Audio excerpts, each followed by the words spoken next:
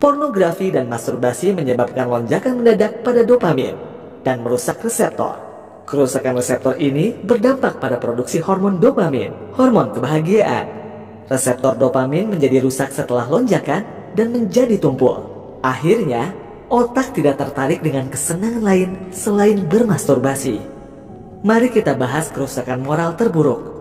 Aku malu untuk mengatakan anak di bawah umur dan binatang dilibatkan dalam pornografi. Mari kita teliti apa yang menyebabkan seseorang melakukan hal ini. Aku menemukan bukti mengejutkan.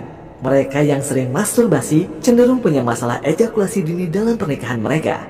Yang berarti si suami tidak mampu memuaskan istrinya dan mendorong sang istri mencari pengalaman baru. Bagi banyak pria, impotensi bisa mengakibatkan gangguan mental. Aku tidak akan membahas detailnya.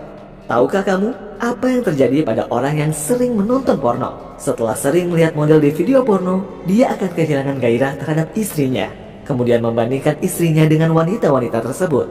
Hanya model porno yang menarik baginya. Istrinya sudah tidak menarik dan keluarganya mulai retak.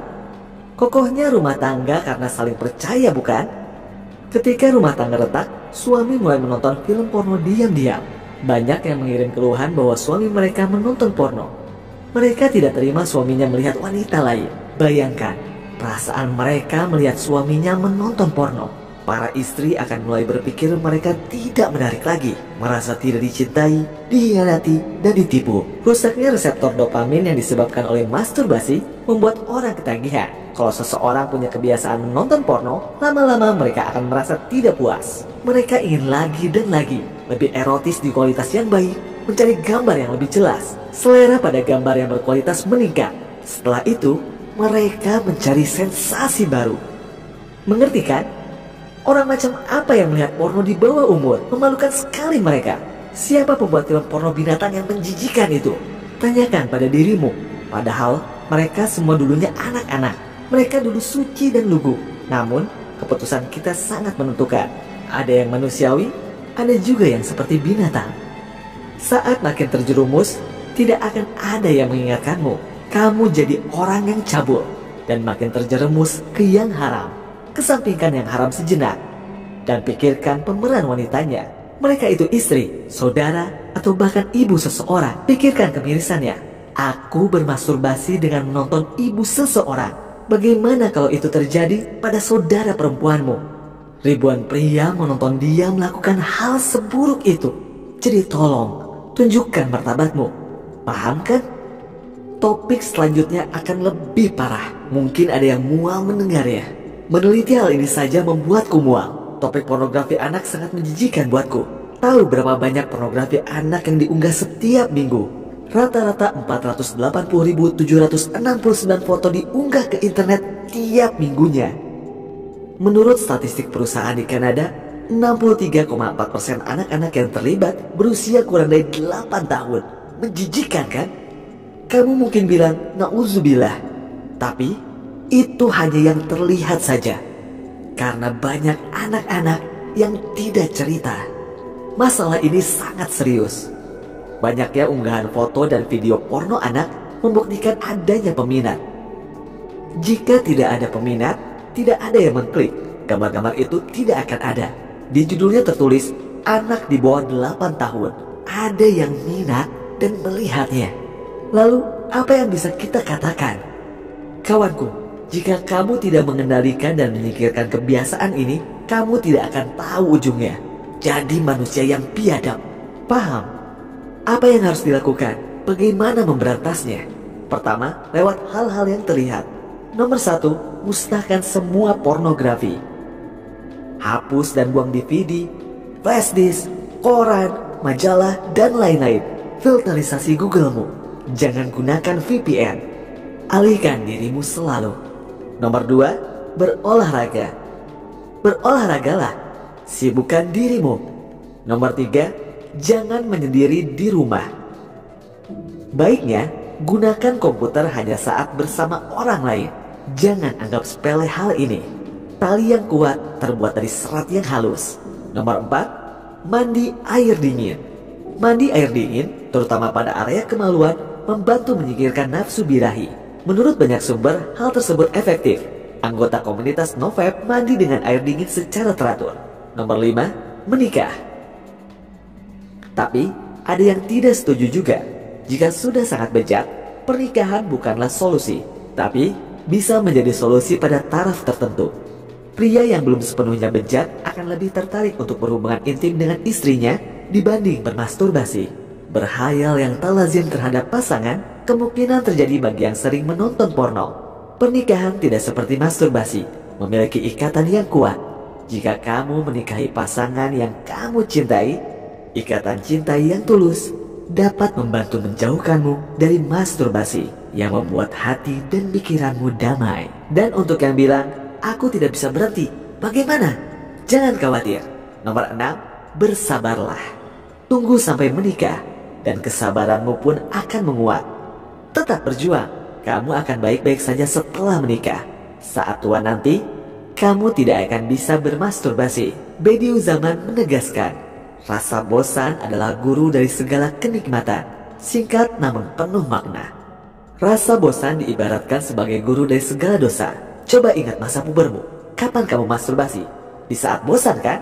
Kamu bosan, tidak ada kegiatan, tiba-tiba menonton film porno. Tapi saat kamu sibuk, kecil kemungkinan bermasturbasi kan? Artinya, jangan sampai kita bosan. Nomor 7, cari hobi. Saat tidak ada kegiatan dan sendirian, pastinya kamu akan tergoda. Sibukkan dengan main musik, fotografi, atau jika ada uang lebih, jalan-jalan keliling dunia. Isi waktu luangmu dengan hobi. Jika tidak menyibukkan diri, setan yang akan ambil alih. Sedikit tambahan, setan tidak bisa menyuruhmu untuk bunuh orang-orang di mall. Tidak masuk akal, dan kamu akan mengabaikannya. Dengan cara yang sama, tolaklah bermasturbasi. Itulah tujuan pembicaraan ini. Aku membuat persepsi tentang masturbasi. Aku mendiskreditkan masturbasi. Itu kebiasaan buruk yang dilakukan pecundang. Tidak baik untuk siapapun, apalagi seorang muslim. Kenapa dilakukan? Berhenti masturbasi sama seperti berhenti merokok. Latih pikiranmu untuk merendahkan masturbasi. Menolak godaannya akan sangat baik untuk kebiasaanmu. Jika iman kita kuat, setan tidak akan bisa meracuni pikiran kita. Oleh karena itu, kuatkan iman dan sadarilah bahwa Allah selalu ada dan melihatmu. Itulah kunci penyelesaiannya. Sibukkan dirimu dengan belajar. Bacalah tafsir-tafsir Al-Quran, misalnya Risalah Nur. Itu semua dapat memperkuat imanmu. Mungkin ada yang protes, aku tidak beriman, aku seorang kafir. Untuk masalah itu, bukan tempatku untuk menilai seseorang. Tapi, bisa saja iman kita lemah kan? Atau imanmu bisa lebih kuat lagi. 3 tingkatan dalam iman. Pertama, taklid. Kedua, yakin. Ketiga, iyan. Bediüzzaman menulis dalam risalahnya, jika kamu lihat ada asap di balik gunung, kamu tahu bahwa ada api di sana. Seperti taklid, tahu tanpa harus melihat. Aku mendaki ke puncak gunung, melihat ke bawah dan melihat api. Melihat adalah tingkatan yakin. Melihat dengan mata sendiri, ku dekati, kemudian ku sentuh, aku merasakan panasnya. Itulah tingkatan iyan. Percaya pada Allah dengan ilmu, percaya seolah-olah kau melihatnya. Percaya seolah-olah kau merasakannya. Di mana tingkat keimanan kita? Apakah pada tingkat seolah-olah beriman? Sayangnya kebanyakan orang begitu. Apa itu beriman? Yaitu menerima adanya Allah dengan bukti dan ilmu. Haram ada di mana-mana. Kamu melihat banyak hal haram sebelum di sini. Berjuanglah terus. Kita ini hidup di akhir zaman. Kamu sangat mencintai Nabi Muhammad SAW. Kamu menunaikan sholat, tapi terkadang kamu tunduk pada hasratmu. Jika kau merasakan penyesalan, yakinlah itu berasal dari imanmu. Ini adalah bukti keimananmu, terlepas seberapa kuatnya. Kadang gagal, kadang melawan. Kamu berusaha mengalahkannya. Kita harus menang. Jika tidak, kita akan terbawa ke tempat yang tak diinginkan. Kamu menghancurkan kebahagiaanmu. Waspadalah. Hati-hati melangkah, jangan sampai tenggelam. Jangan tenggelam dalam sebuah kata, benih, tanda, ciuman. Imanmu akan terkikis bila mana melakukan sebuah dosa. Kita selalu beralasan, nanti aku akan sholat, nanti. Jika kita terus melukai hati kita, kekuatan dan keinginan untuk bertindak akan hilang saat waktunya tiba. Nabi kita Muhammad SAW bersabda, setiap dosa adalah noda yang membuat hati menjadi hitam. Kita diperingatkan, sampai akhirnya iman lenyap dari hati kita. Jika kamu bertobat, patuhi Allah, jauhi dosa, dan bilang, bisa, aku pasti bisa. Ada ganjaran dan efek negatifnya, baik secara ilmiah maupun psikologis. Jadi kenapa aku tidak menghentikannya? Ketika bersama ayahku, aku mengganti channel kalau ada adegan tas nono. Ketika sendirian tanpa ayah, Allah tetap melihatku. Para malaikat melihatku. Bagaimana kalau aku nanti bertemu dengan Rasulullah SAW? Jika kamu melihat yang haram, alihkan pandanganmu, tundukkan kepalamu, dan hitung langkahmu. Tundukkan terus sampai kamu melewatinya. Pada hari kebangkitan nanti, ketika kamu mengangkat kepalamu, kamu akan melihat Rasulullah SAW. Bagaikan benih, ia terkubur di tanah dan akan muncul menjadi bunga yang indah. Seperti halnya kita akan dikubur di bawah tanah. Kemudian, kita akan mekar di kehidupan baru di surga, insya Allah. Apa mungkin Allah Subhanahu wa Ta'ala yang melestarikan bunga akan membiarkan ciptaannya yang paling berharga di dalam tanah dan menghilang begitu saja? Apa itu mungkin? Tidak. Seperti bunga, kita akan membuka mata kita ke dunia baru.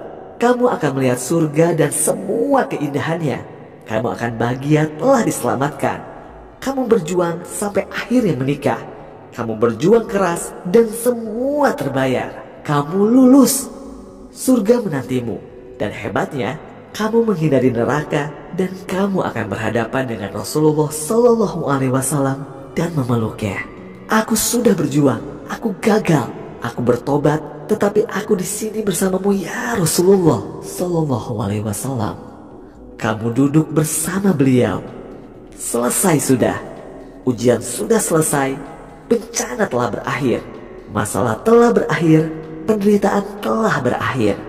Di atas semua itu, kamu akan melihat Allah yang Maha Kuasa. Allah bersabda, sesungguhnya satu hari di sisi Tuhanmu adalah seperti 1000 tahun menurut perhitunganmu.